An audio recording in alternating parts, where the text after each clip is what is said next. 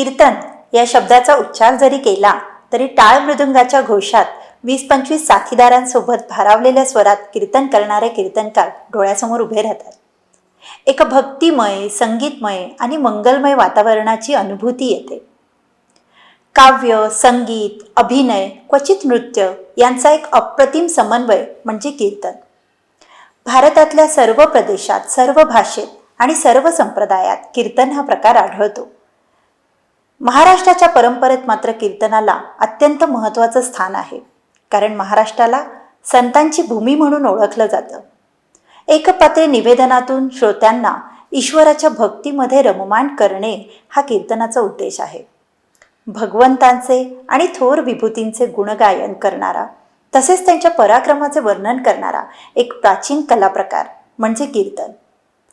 याबरोबरच कीर्तन हे समाज प्रबोधनाचं उत्तम माध्यम आहे. समाजाला जागृत करण्याचं कार्यही कीर्तनाच्या माध्यमातून केलं आहे. कीर्तनाच्या माध्यमातून आपली संस्कृती, मूल्ये, परंपरा याचं जतन पूर्वापार चालत आले आहे. विज्ञान आणि अध्यात्माच्या समन्वयातून जगामध्ये शांती नांदेल हा प्राध्यापक डॉक्टर विश्वनाथ कराड यांनी मांडलेला विचारच नाही तर त्यांचे स्वप्न आहे. आणि म्हणूनच आपली समृद्ध परंपरा आणि संस्कृती यांचा हा वारसा आजच्या तरुण पिढीमध्ये संक्रमित करण्यासाठी या विश्वशांती दर्शन चॅनलच्या माध्यमातून आजच्या युवा पिढीपर्यंत आम्ही पोचणार आहोत. सत्य ज्ञानानंत गगनाचे प्रावरण, नाही रूप गुण वर्ण जेथे. श्री ज्ञानेश्वर माऊलींच्या अभंगाचे हे रसाळ निरूपण ऐका भागवताचार्य हरिहर महाराज दिवेगावकर यांच्याकडून. हरिराम कृष्ण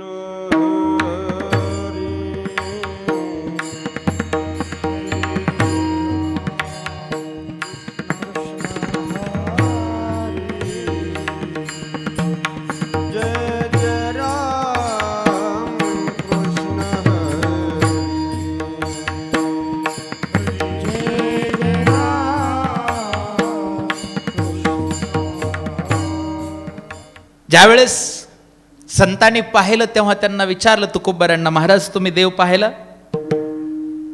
सांगायला जरा लाज वाटायसारखं आहे. कसं सांगावं? जो पाहता येत नाही तो पाहिला. महाराज तुम्ही कसा पाहिला? त्यांनी सांगितलं, अनंत रूपे अनंत वेशे माय मे देखी अले तयासे. अनंत रूपे अनंत वेशे, रूपम रूपम प्रतिरूपम बभूवह. उपनिषदाची भाषा आहे. अनेक रूप आहेत, त्याचेच प्रतिरूप आहेत, आणि हे सगळे त्या अरूपाने धारण केले होते. हे नवल आहे. रूपम रूपम प्रतिरूपम बभूवह. ज्या बुद्धीने त्या भगवंताला जाणलं त्या बुद्धीला तो जाणण्याचा विषय नव्हता. जाणण्याची क्षमता, पात्रता, योग्यता बुद्धीकडे नाही. बुद्धी तिथे पोहोचू शकत नाही. तो अतर्क्य आहे, अलक्ष आहे, अलक्ष लक्षातीत आहे. पण त्यालाच अनुभवायचं आहे. कठोपनिषदाच्या भाषेत येषु सर्वेषु भूतेषु गूढोत्मा न प्रकाशते त्वदग्रियाया बुद्ध्याः सूक्ष्मयः सूक्ष्मतत्त्वदर्शिभिः. येषु सर्वेषु भूतेषु गूढोत्मा न प्रकाशते. गूढ इव आत्मा इत्युक्तेन न प्रकाशते. इव हा पंचमी विभक्तीचा प्रयोग आहे व्याकरणाच्या दृष्टीने. तो रहस्यमय आहे आणि तत्पुरुष समास आहे. प्रथम पद प्रधान आहे. गूढ आहे. तो आत्मा गूढ आहे, नाही जाणता येत बुद्धीने. तर्कातीत आहे, विचाराच्या पलीकडे आहे. वृत्ती तिथे पोहोचत नाही, वाणी पोहोचत नाही. मनाला अगम्य आहे. यतो वाचो निवर्तन्ते अप्राप्य मनसा सह. पुन्हा उपनिषदाची उद्घोषणा आहे. वाणी पोहोचत नाही, मन पोहोचत नाही, मनाची पोहोच नाही, बुद्धीचा तर्क पोहोचत नाही. बुद्धीला ते आकलन होण्या इतकं सोपं नाही आहे. बुद्धी आकलन करेल नाशिवंताचं, नश्वराचं, जे टाइम बाउंड आहे, एका समयामध्ये बांधलेलं आहे, जे नश्वर आहे, जे नष्ट होणार आहे, त्याला बुद्धी जाणू शकते. जे निर्माण झालंय, ज्याचा आधी अंत आहे, त्याला बुद्धीद्वारा जाणता येतं. जो अनादि अनंत आहे त्याला बुद्धीद्वारेही जाणता येत नाही. गूढ इव आत्मा इत्युक्तेन न प्रकाशते. म्हणून तो जाणता येत नाही, जाणण्याच्या पलीकडे आहे. ज्ञानोबांनी सोप्या शब्दात सांगितलं, जाणीव नेणीव भगवंती. अथवा जाणायला गेलो तर जाणणेही हरपले, नेणने ते गेले नाथ महाराजांच्या भाषेमध्ये जाणणंही हरवलं, नेणंही हरवलं, आणि जाणीवे नेणिवेच्या पलीकडे असलेलं ते परमतत्व आहे भगवंत. पण तरीही त्याला वाच्यता तर द्यावीच लागेल. करांगुली चंद्र न्यायवत. एका मुलाने वडिलांना विचारलं, पिताजी चंद्र कुठे आहे? रात्रीची वेळ आहे, अंगणात बसले होते बापलेक, मुलगा आणि वडील. मुलाने विचारलं, चंद्र कुठे आहे बाबा? आकाशात आहे. नाही, आकाशात कुठे आहे बाबा, मला दाखवा ना. बाबांनी असं बोट केलं. कुणाकडे? चंद्राकडे. मुलगा पळत आला, बाबाच्या बोटाला धरलं आणि म्हटलं, हा चंद्र आहे होय? बाबाचं बोट म्हणजे चंद्र आहे का? नाही आहे. बाबांनी ज्याच्याकडे बोट केलंय तो किती करोडो मैल दूर आहे, पण इथून दाखवता येतो. अंतर खूप असू द्या की, आता ते नासावाल्यांचं काम आहे. ते किती अंतर आहे काय मोजणं हे सगळ्या सायंटिस्ट लोकांचं काम आहे, ते जाऊ द्या. पण इथून दाखवता येतो ना बोटाने. करांगुली चंद्र न्यायवत, आपल्या बोटाने दाखवलेला चंद्र. तसं भगवंताचं स्वरूप अगम्य आहे, परंतु तरीही वाच्यता तर द्यावीच लागेल. त्या मुलाला जसं सांगायचंय, कदाचित ज्याला सांगितलंय तो मुलगा पुढे सायंटिस्ट होऊन शोध लावेल, काय करेल ते पुढचं पुढे राहिलं, पण आधी दाखवावं तर लागेल. दृष्टांत संपला. आता अध्यात्माच्या दृष्टीने पहा, तसं भगवंतालाही दाखवावं तर लागेल, त्याला वाच्यता द्यावीच लागेल. कोणते शब्द असेत की जे भगवंताच्या जवळपास जातात? बोटाने दाखवल्यासारखा चंद्र थोडे जवळ जातात, पूर्ण जाणार नाहीत, शक्य नाही. कारण येतो वाचो निवर्तनते न वर्तनते वाणी ही इति. वाणीचं वर्तनच होऊ शकत नाही, तरीही जवळचं काय आहे, जवळचं काय आहे, त्यातले त्यात काय सांगता येईल? फार मोठा प्रश्न आहे. अनिर्वचनीयता रूप ख्याती हा वेदांताचा एक सिद्धांत आहे. बोलताच येत नाही. अनुभव असा की मुकस्वाद नवत, सांगताच येत नाही. त्या ठिकाणी न बोलणं हेच परमभाषण आहे. मौनम परमभाषणात. चांगदेवाला ज्ञानोबराय म्हणतात, चांगदेवा मला तुला भेटायचंय, पण एक अडचण आहे. काय अडचण आहे माऊली? चांगदेव 65 पहा. भेटायला गेल्यावर शरीराची उपाधी आड येते रे, म्हणून ही अद्वैतातलीच भेट आपली चांगली, की जिथे देहरूप उपाधी आडवी येतच नाही. तुझ्यात असलेलं चैतन्य तत्व, माझ्यात असलेलं चैतन्य तत्व यांची अखंड असलेली भेट, त्याच्यात हे शरीर कशाला आडवं आणायचं पुण्यामध्ये? म्हणून मला ती अडचण वाटते. चांगदेव 65 माऊलीने नमूद केलंय, तुम्हा आम्हा नित्य भेटी. हे तुमच्या आमची नित्यच भेट चालू आहे ना, त्या परमचैतन्याच्या रूपानं. That is a super consciousness, जे अखंड अविरत ह्या ब्रह्मांडात व्याप्त आहे. नवे नवे ब्रह्मांडच त्याच्या एका अंशात व्याप्त आहे. त्याच्या पुढची गोष्ट सांगतो. कॉस्मॉलॉजिकल व्ह्यू आहे हा. मेकांशेन स्थितो जगत. एका अंशात ही सृष्टी. ह्या सृष्टीमध्ये पृथ्वी केवढी, त्या केवढी पृथ्वी आहे? सूर्यासारखे करोडो तारे आहेत, पृथ्वीसारखे लाखो ग्रह आहेत, त्याच्यातली एक पृथ्वी, पृथ्वीपेक्षा करोडो पटीने मोठे ग्रह आहेत, त्याच्यातली एक पृथ्वी. त्या पृथ्वीवर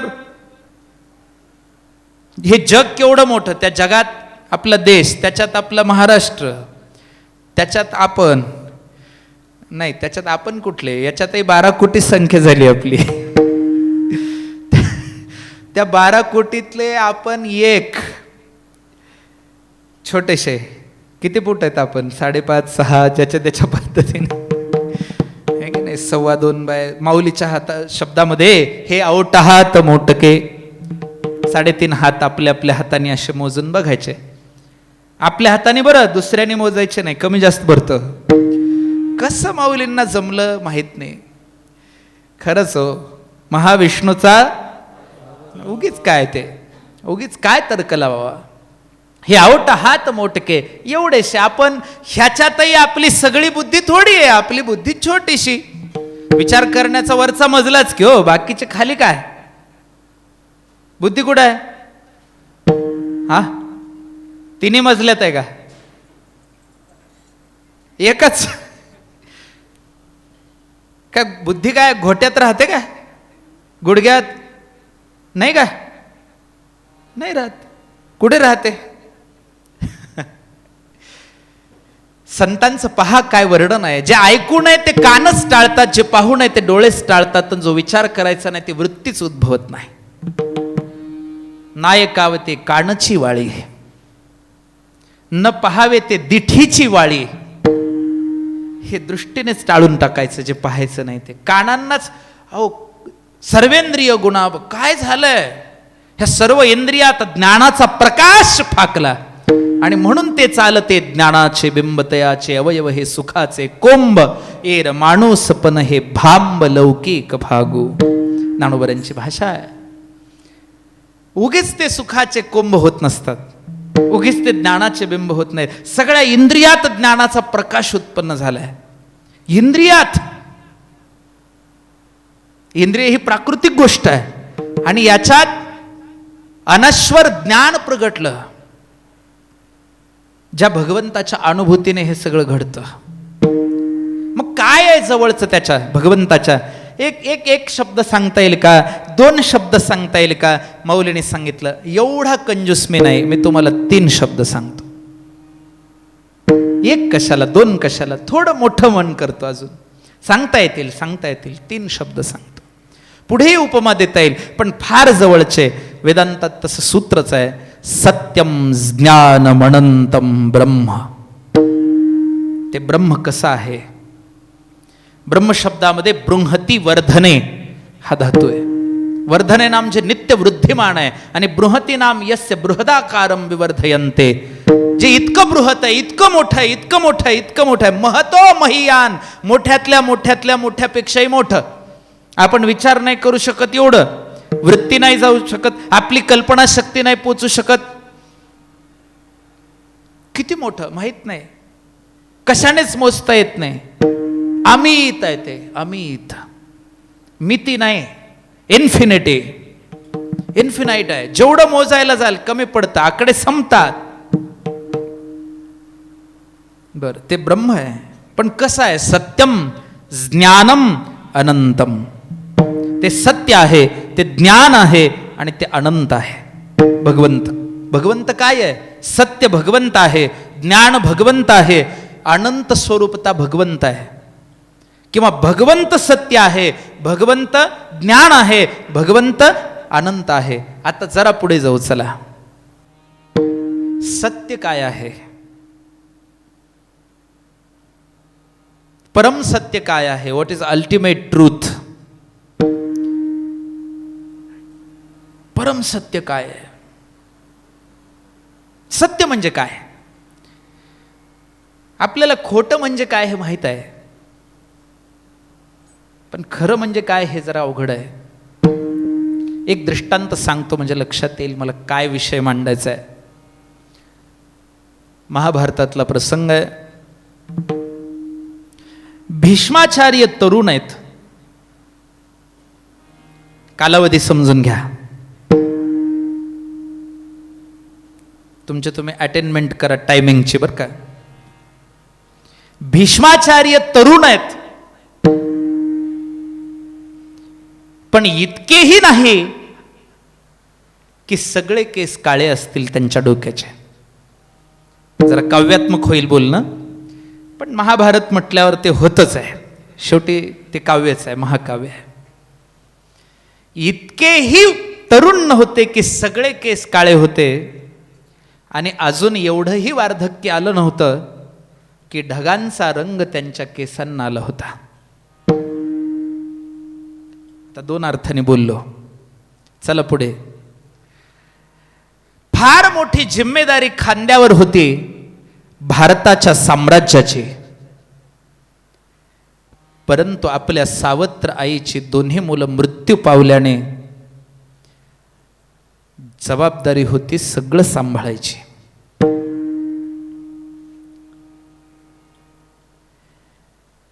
ज्याला राजगादीवर बसवलं होतं तो नियोग विधीने जन्माला आलेला पुत्र विचित्रांगद आणि विचित्रवीर्यांच्या पत्नीचा आंधळा पण फारसा विवेकी नाही, म्हणून या साम्राज्याच्या गादीला मिळणारा वारस योग्य उत्तराधिकारी व्हावा अशा विचाराने तळमळत असलेला भीष्माचार्यांचा प्राण आणि त्यांना एका महान ज्ञानी विद्वानाची झालेली भेट, ज्यांचं नाव होतं गुरु द्रोणाचार्य. आता जास्त काव्यात्मक करत नाही, प्रसंगावर येऊ. ज्यांना अंगा खांद्यावर लहान असताना खेळवलं ते कौरव आणि पांडव आता कुमार झाले होते आणि कुमार वयामध्ये विद्या अध्ययन करणं हेच महत्वाचं. जीवनामध्ये वयाच्या काही अटी आहेत, कोणत्या वयात काय करावं काय नाही करावं. एक म्हण सांगतो तुम्हाला मराठीतली, विद्या विशी धन पिशी आणि पुढं जशीच्या.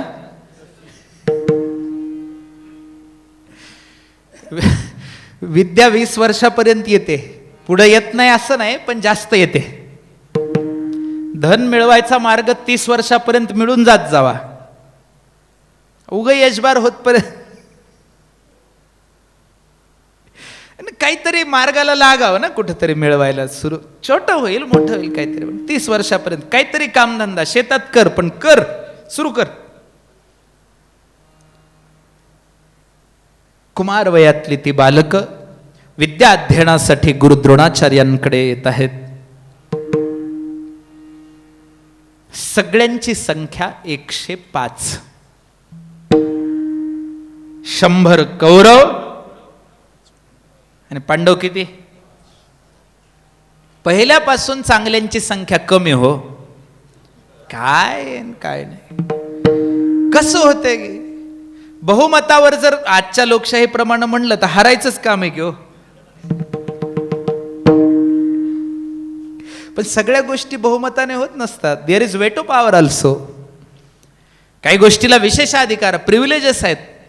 कारण एखाद्या गोष्टीवर राय घेताना सगळ्यांच्या मताने ठरवायची, निर्णय घेत असताना, डिसिजन मेकिंग प्रोसेस जी आहे, प्रक्रिया जी आहे, निर्णय घेत असताना, तेव्हा ती बहुमताने नसते, ती एक्सपर्ट्सची राय घ्यावी लागते. त्याच्यातले जे तज्ज्ञ आहेत त्यांचं ऐकावं लागतं. समजा एक माणसाचं दुखायला लागलं, आजारी पडलाय, रोगी झालाय, त्यावेळेस 10 जण राय देणार आहेत. एक जण म्हणतो याला मंत्र टाकणाऱ्याकडे घेऊन जा, याचं नीट होईल. एक जण म्हणतो याला उतारा करून टाका, नीट होईल. एक जण म्हणतो देवीचा आहे, एक जण म्हणतो भैरोबाचा आहे, एक जण म्हणतो याला जडीबुटीचं औषध द्या, एक जण म्हणतो एखाद्या आयुर्वेदिक वैद्याकडे घेऊन जा, एक जण म्हणतो डॉक्टरकडे घेऊन जा. मग ह्याच्यावर जर मतदान घेतलं तर बहुमतानुसार ठरवायचं का त्याच्यातलं ज्याला कळतंय त्याच्याकडून ठरवायचं, तज्ञाकडून ठरवते. There is expert option. तिथं दुसऱ्या काय संबंध आहे दुसऱ्या गोष्टीचा, बहुमताचा काय संबंध. लोक काही म्हणतील, त्यावेळेस योग्य निर्णय घेणं हे त्या त्या वैद्याचं काम आहे, त्या त्या जाणकाराचं काम आहे की याला आता हे असंच करावं लागणार आहे तर हा नीट होईल. आणि तिथं बाकीच्यांनी जास्त शहाणपण करायचं, लुडबुड करायची.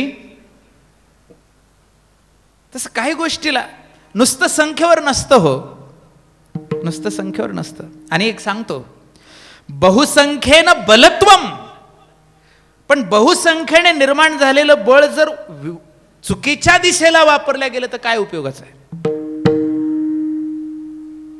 त्याची दिशा ही योग्य असावी लागते ना, तर बहुसंख्येच्या बळाचा उपयोग आहे. तुम्ही बारकाईने विचार करून बघा. काय आम्हालाही वाटतं वारकरी संप्रदायाचा प्रचार झाला पाहिजे, संत साहित्याचा प्रचार झाला पाहिजे. आज कराड साहेबांनी जो उपक्रम राबवला, पहिली भारतीय संत साहित्याची उच्च शिक्षण परिषद घेतली, आज या विद्यापीठात होते, सगळ्या विद्यापीठांमध्ये व्हायला पाहिजे. सगळीकडे जेवढे शिक्षण क्षेत्रातले दिग्गज आहेत सगळ्यांनी हा आदर्श घेतला पाहिजे. याच्या पुढे जाऊन सांगू, साहेबांकडनं हे बाकीच्यांनी शिकलं पाहिजे की आपणही संत साहित्याचा वसा आणि वारसा चालवावा. मग काय शिक्षण क्षेत्रात लोक कमी नाही आहेत, संख्या भरपूर आहे, संख्येचं बळ आहे, पण दिशा नाही ना. ती दिशा आज इथून मिळते, हे विशेष आहे. आणि ही दिशा त्यांना प्राप्त झाली पाहिजे अशी माझी तळमळ आहे, आपल्या सगळ्यांची तळमळ आहे. 105 आहेत द्रोणाचार्यांच्या समोर बसलेली मुलं, सगळे राजकुमार आहेत, सगळे राजकुमार. त्यांच्यामध्ये गर्भित खूप काही आहे, पोटेन्शियल फार मोठं आहे, काहीही होऊ शकतं, कुणीही सम्राट होऊ शकतो, कारण सगळे राजवंशातले आहेत. शिकवायला धडा घेतला तर गुरुजी आहेत, रोजचं आपलं वर्गावर आले, सगळ्यांनी उठून नमस्कार वगैरे केला, बसली सगळी मुलं. बसा. पहिला पाठ शिकवला, सत्यम वद धर्मम चर. मराठीत खरे बोला, धर्माने वागा, इतकंच. आजचा पाठ संपला, आज एवढंच पाठ करा. उद्याच्याला परत या, वेळेवर या, सूर्य उदयाला आपला पाठ सुरू होणार आहे, लवकर या सांगितलं. सगळ्या मुलांनी उठून अभिवादन केलंय, वंदन केलंय, नमन केलंय. आणि सगळी मुलं तिथून आपापल्या ठिकाणाला निघून गेली. दुसरा दिवस उजाडला, द्रोणाचार्यांचा पाठ सुरू होणार आहे. गुरुदेव येण्याच्या आधी सगळी मुलं येऊन बसलेत. द्रोणाचार्यांचं आगमन झालं. विठ्ठल विठ्ठल विठ्ठल विठ्ठल विठ्ठल विठ्ठल विठ्ठल विठ्ठल विठ्ठल विठ्ठल विठ्ठल विठ्ठल विठ्ठल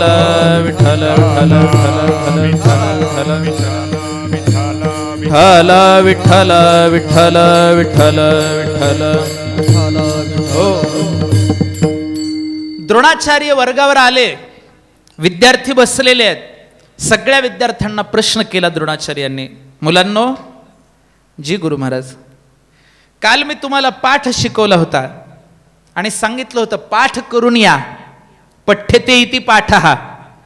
पाठ शब्दामध्ये पठ धातू आहे बरं का, पठन करणे, तन्नम पाठ. मग तुम्हाला मुखोद्गत झालं असेल ना. ज्यांना ज्यांना पाठ झालंय त्यांनी हात वर करा. आता शब्द दोनच, सत्यम वद धर्मम चर. खरे बोला, धर्माने वागा, इतकंच. दोनच शब्द आहेत. सगळ्या मुलांनी हात वर केले, आम्हाला पाठ झालं म्हणून. एका मुलाचा हात खाली होता, समोरच बसलेला होता. गुरुजींचं लक्ष गेलं. अरे बाळा,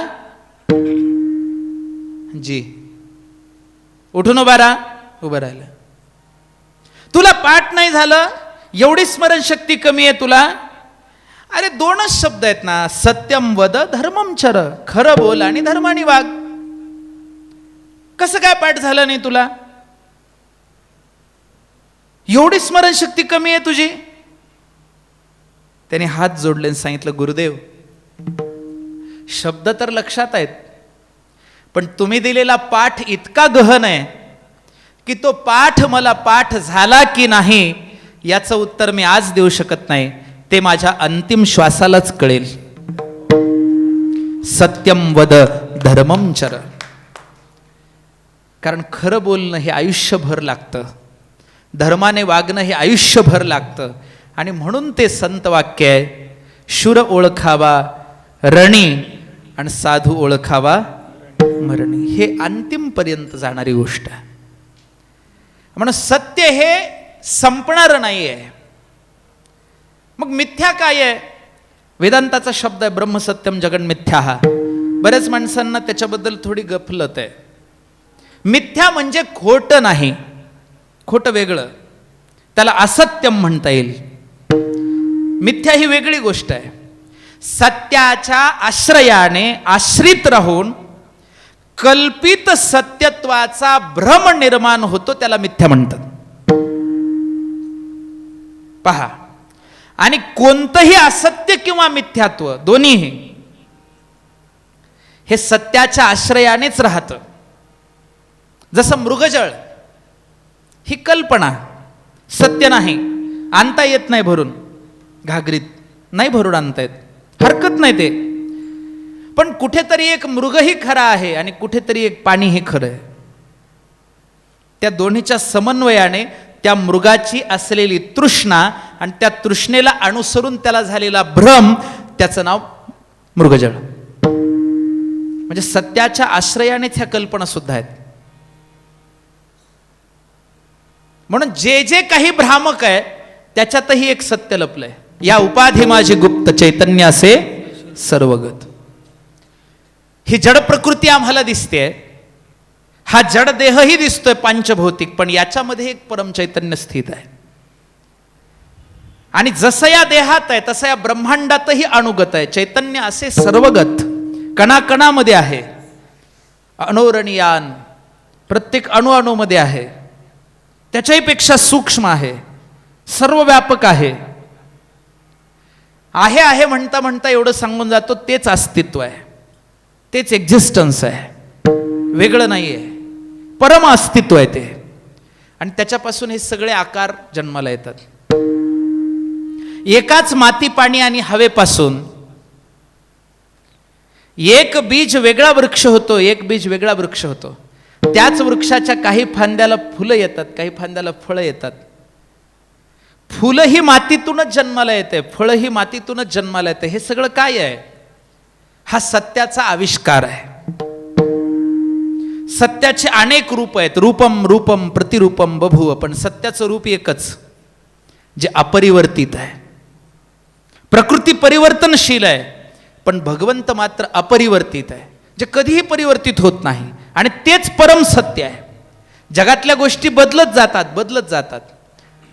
आणि म्हणून त्याला त्रिकाल अबाधित सत्य असं म्हटलंय. त्रिकाल अबाधित्वम इति सत्य.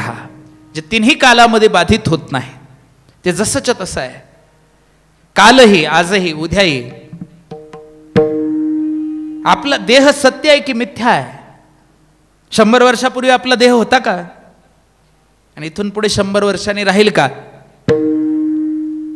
सांगितलं, जे अनादि आहे आणि जे अनंत आहे तेच सत्य आहे. म्हणून सत्यम ज्ञानम अनंतम.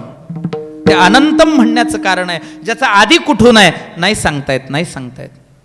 3 प्रकारचे पदार्थ सांगितलेत न्यायशास्त्रामध्ये. एक आहे साधी शांत, दुसरा आहे अनादि शांत आणि तिसरा आहे अनादि अनंत. साधी शांत म्हणजे ज्याला आधीही आहे अंतही आहे, जसं आपलं शरीर, आपलं घर वगैरे वगैरे. एक आहे अनादि शांत, केव्हापासून आहे माहित नाही, मात्र त्याचा अंत होणार आहे. अज्ञान. तो एकच पदार्थ आहे अज्ञान. कधीपासून आपण अज्ञानात आहेत? या जन्मात आहेत, पूर्वजन्मात आहेत. आपली पूर्वजन्माची शृंखला पाहिली तर अज्ञान असल्याशिवाय आपण जन्माला आलो का? कारण अज्ञानातच वासना जन्माला येते आणि ज्ञानाच्या ठिकाणी आपण निर्वासनिक होतो, निर्विकार होतो. ज्ञानाचं मुख्य लक्षण आहे जिथे निर्विकारता आहे, जिथे विकार उद्भवत नाही. मग अज्ञान केव्हापासून आहे माहित नाही. मला लिहिता वाचता येत नाही, कधीपासून? काय सांगणार कधीपासून? जन्माला आलो तेव्हापासून. पण मी जर लिहायला वाचायला शिकलो तर मला येणार आहे की नाही? म्हणजे त्या अज्ञानाचा शेवट होणार आहे की नाही? त्याला अनादि शांत असं म्हटलं. आणि तिसरा प्रकार आहे अनादि अनंत, ज्याचा आधीही सांगता येत नाही आणि अंतही जाणता येत नाही. आणि ते स्वरूप सत्य आहे. ते तिन्ही कालामध्ये अबाधित आहे. त्रिकाल अबाधित्वम इति सत्य. सत्याची अजून एक व्याख्या सांगितली. सत्य ते आहे जे कोणत्याही परिस्थितीमध्ये टिकून राहतं, जे बाधित होत नाही, कशानेही नष्ट होत नाही. म्हणून अविनाशित्वम इति सत्य. त्याच्या पुढची व्याख्या ते अविनाशी आहे. सत्य हे अविनाशी. अविनाशाशी पाही नाशकाईचा नाही होत नाश. का होत नाही त्याचं कारण सांगतो तुम्हाला. सत्य का नाशिवंत नाही?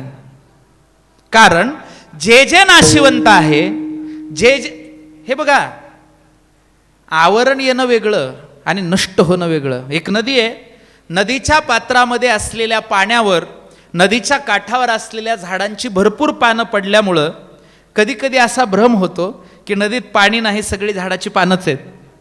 पण जरा पानांचं आवरण काढून बघितलं की आत काय आहे? आत पाणीच आहे. तसं सत्य हे आवृत्त होऊ शकतं, नष्ट नाही होत. झाकोळलं जाऊ शकतं नष्ट नाही होऊ शकत. भारतीय संस्कृती आणि तत्वज्ञानाचा पाया सत्यावर आधारित आहे.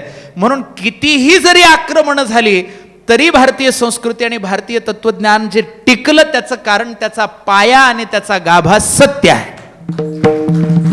कारण इतक्या आक्रमणं, एवढ्या जुलमी राजवटी आम्ही सोसल्या, इतक्या जुलमी राजवटी जगातल्या कोणत्याही देशाने सोसल्या नाही, तर सोसल्या असल्या तरी त्यांची संस्कृती उरली नाही. पण टिकलंय म्हणून त्याचं संवर्धन करायचं नाही असं कोणी सांगितलंय? त्याच्या अभिवृद्धीसाठी आपण नित्य प्रयत्नरत असलं पाहिजे. त्यातल्या त्यात युवकांची ही जिम्मेदारी आहे इथून पुढे. आणि हे बघा, का नाश होत नाही सांगतो. सत्य अविकारी आहे. मी मगाशी सांगितलं सत्यामध्ये विकार नाही आहे. आणि विकार हे जास्त वेळ टिकत नसतात. माणसाला राग येतो थोड्या वेळापुरता. मला सांगा, माणूस जास्त वेळ शांत राहू शकतो का जास्त वेळ राग करू शकतो? जास्त खोटं बोलू शकतो का जास्त खरं बोलू शकतो? जास्त काय करू शकतो आपण जीवनात? खरंच 24 तासापैकी आपण 24 तास रागात राहू शकतो का? नाही ना. 10-20 मिनिटे, 1 तास झालं, पुढे पुढे शांत व्हावंच लागेल. कारण देवाने संरचना आपल्या देहाची, मनाची तशी केलेली आहे. ये इंजन अपने आप ठंडा हो जाता है भाई, आप करना चाहो या ना चाहो. काय पुढे सांगतो, माणूस 24 तास खोटं बोलू शकेल का? समजा तुम्हाला सकाळी उठून आंघोळ करायची आहे. पत्नीने विचारलं, अहो तुम्ही आंघोळ गरम पाण्याने करणार का गार पाण्याने? बोला खोटं, बोला ना. तुम्हाला गरम पाहिजे असलं तर गार म्हणून जमणार आहे का? पुन्हा विचारलं, तुम्ही जेवण करणार का, ताट वाढू का? बोला खोटं. कुठेही कसं बोलता येईल? नाही चालत ते. मग सत्य मात्र नेहमी बोलता येतं. पण महाराज, सगळं खरं बोलून कसं जमेल? जमतं, फक्त आपले स्वार्थ मध्ये येतात. माणूस खोटं बोलतो, माणूस चुकीचं वागतो, माणूस अधर्माने वागतो, माणूस गुन्हे करतो. हे कशामुळे माहितीये का? माणसाच्या संकुचित, स्वार्थनिहित, अशुद्ध बुद्धीमुळे. दुसरं काही कारण नाही. विठ्ठल विठ्ठल विठ्ठल विठ्ठल विठ्ठल विठ्ठल विठ्ठल विठ्ठल विठ्ठल. सत्यज्ञानानंत गगनाचे प्रावरण, सत्यज्ञानानंत गगनाचे प्रावरण. नाही रूप वर्ण गुण जेथे,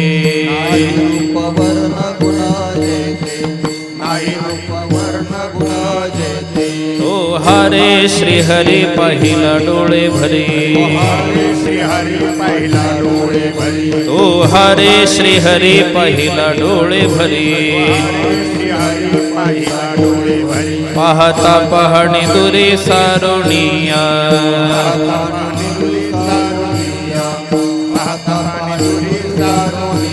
ज्ञानदेव म्हणे ज्योतीची निज ज्योती.